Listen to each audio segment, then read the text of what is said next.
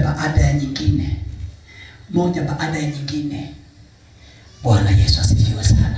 Amen. Bwana Yesu asifiwe sana. Amen.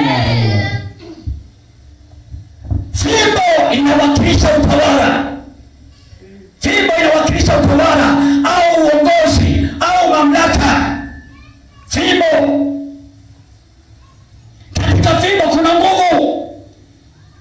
Hata Mithali amesema kama kuna ujinga uliomo kwenye kichwa cha mtoto, fimbo inautoa. Fimbo ni utawala, fimbo ni uongozi, fimbo ni mamlaka. Ndio maana Zaburi ya 23 unasemaje? Bwana ndiye mchungaji. Bwana sitapungukiwa na kitu chochote kile. Kwa fimbo lako na gongo lako vyote vinafanya nini? Vinaniongoza. Fimbo na gongo vinaniongoza, vinanilinda. Maana yake huwezi ukalindwa na fimbo isiyokuwa na nguvu. Lazima ile fimbo ikuongoze, ikutangulie mbele. Fimbo ni dola. Wamisiri wanashangaa, fimbo zao zote zimemezwa. Musa anasema Mungu amenituma kwako wewe Farao, lazima utapewa kibali, lazima nitaondoka na watu wangu.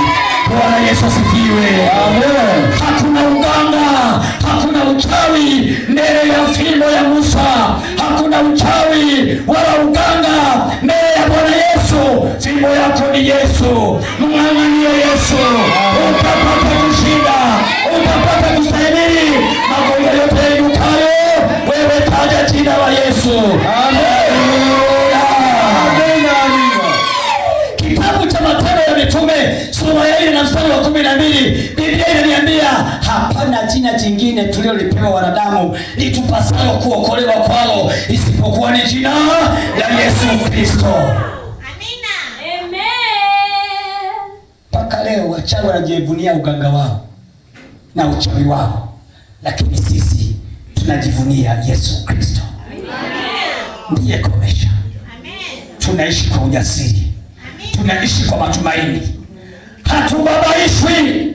Huyu baba niliyewaambia kwamba wamechimba futi 20, tuliwahi kupishana mdomo ana kwa ana. Mbea wewe ndio nasi utaniona wewe. Mbea mimi siwezi nikakuona wewe. Mimi namuona Yesu. Amina. Nikuone wewe ni nani? Sasa tani 7 imeanguka juu yake, bado nakula sembe kama kawaida. Amen. Unachezea Yesu wewe. Akawahi kumtuma mtu mmoja, kamuuliza Jonas ana matuta mawili nyumbani kwake. Manake matuta mawili yana maana nyingi.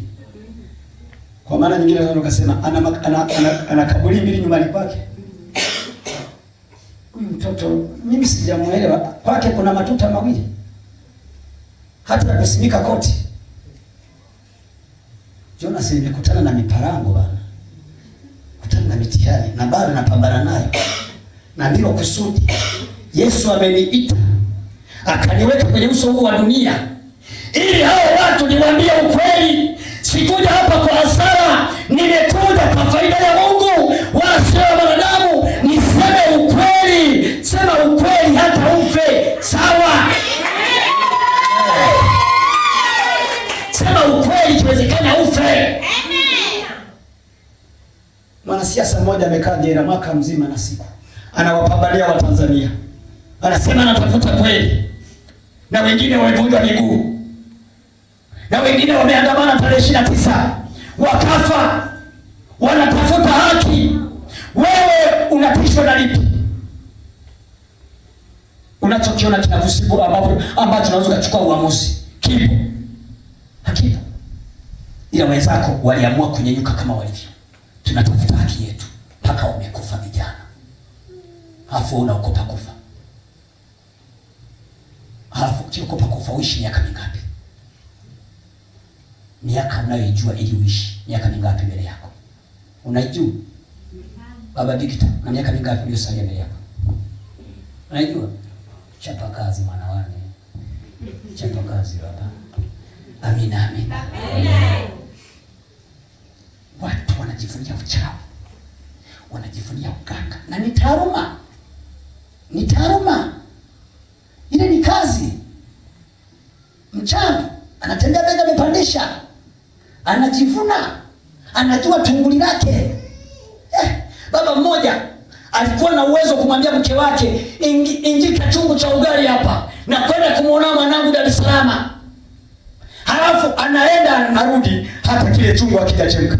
Anambia mwanao anaendelea vizuri, nimemkuta kanisa, maisha yake yanaendelea vizuri. Mama anashangaa, uzungu Dar es Salaam, kumbe atupe kuzungu kwa nyuma hizo kusa, amekwenda Bongo, amemwona mwanae, walimwona muziki walimwona komeye, nungu alikapo yasizeko tirulavi anakubira.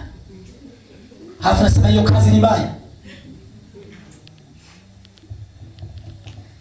Wewe ukitembea sana ni masaa mawili, masaa matatu na nauli umetoa. Wakati mwingine utalaumu dereva, mbona gari haliendi? Wenzako ni kuyeyuka tu kama barafu. Shwa, wameenda.